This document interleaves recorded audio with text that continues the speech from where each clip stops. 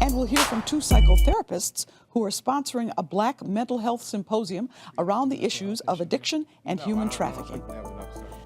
On Saturday, February 18th, the Wake Up program will host a community symposium on the state of Black mental health in Milwaukee. Joining us are Alfonso Watkins and Clem Richardson, two of the organizers of the free event.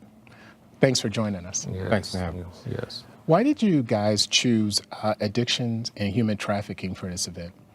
One of the reasons we chose that is because human trafficking is nothing new. Since the 1600s, we've been captured and stolen and brought to America, as far as the black families, and broken up. And so what we see right here, and I see as a therapist, been doing it for 17 years, is a lot of pain and trauma that a lot of our black people are dealing with. Not all, but a lot, And so in order for them to deal with that, they use drugs and alcohol to cover up the pain. And so we need to address some of those issues. We decided, Alfonso, to come out of the four walls so we can educate our community and bring healing to those situations. And so that's one of the reasons why we're hosting that. Who's the event for? It's for anybody in the Milwaukee community, professors, people in the community, elderly, the youth. We definitely love to have there. They need to be at the table, I believe, so they can learn from our mistakes and learn about their history too as well. Where is it going to be held? It's going to be held at 608 West Concordia at Crossing Jordan's Ministries.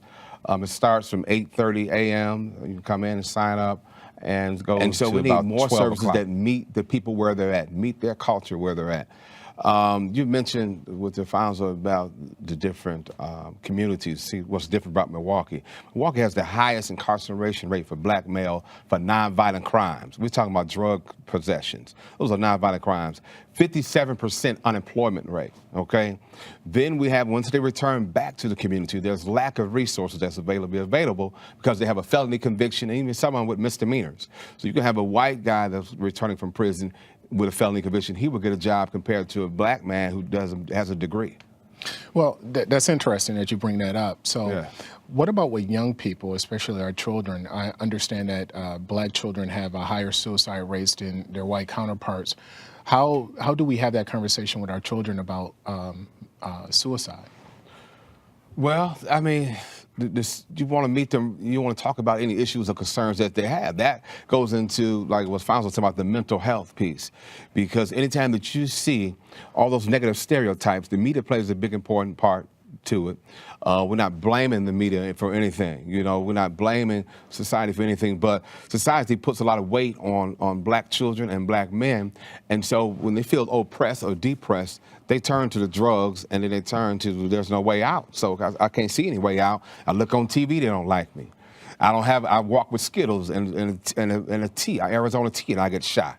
We sit down and we get shot. Hands up, we get shot. I'm walking down the street with a hoodie on, I get shot. So you see that, and so some of them get killed by way of an installment plan, meaning that they will actually get in the car, and they call them hop-ins, get in the car and just drive fast, where they're running to a pole, not intentionally, but prematurely death, those type of situations.